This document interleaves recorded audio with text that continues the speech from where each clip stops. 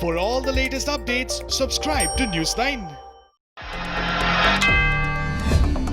The Phase 3 human trials of Sputnik V vaccine would begin in 7 to 10 days and several tens of thousands of people would be vaccinated.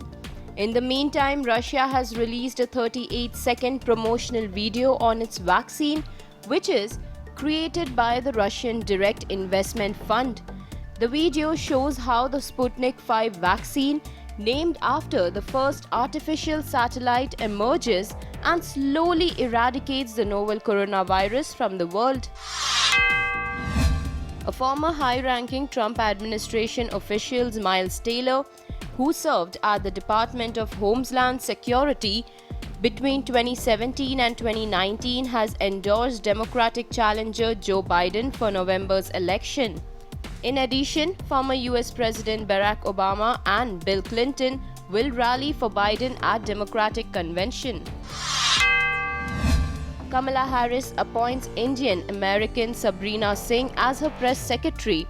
Sabrina Singh, 32 years, previously headed the press department of two Democratic presidential candidates, New Jersey Senator Cory Booker and former New York Mayor Mike Bloomberg.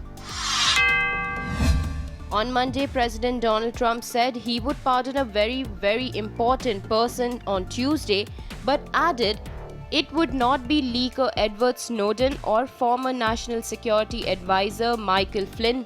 However, he refused to give any more details as to who that person was.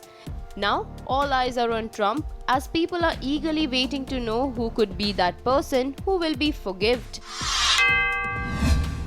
Southwest China's Sichuan province on Tuesday morning raised the emergency response for flood control to level the highest rung in the four-tier emergency response system for floods, according to local authorities. This is the first time the province has launched the highest alert for floods.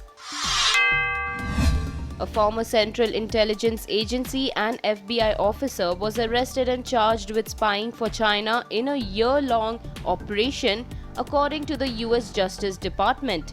He is identified as Alexander Yuk-Ching Ma, who is 67 years old. The officials pressed charges of conspiracy to communicate national defense information to aid a foreign government and said he would face a maximum penalty of life imprisonment if convicted. Russia's foreign ministry has summoned the Dutch charge d'affaires in Moscow to explain on what it said was an incident of spying on Russia's military attache in the Netherlands. Russia added these unfriendly actions further complicate the already difficult relations between the two countries. A Japanese ship that has leaked more than 1,000 tons of oil in pristine waters off the coast of Mauritius has split into two. Nearly all the remaining 3,000 tons of oil had been pumped off the ship by that time, though there were still 90 tons on board, much of it residue from the leakage. An earthquake with magnitude of 6.6 jolted Summer Island, eastern Philippines on Tuesday morning, according to the US Geological Survey. The quake was registered at a depth of 10 kilometers. There are currently no reports of casualties or damage.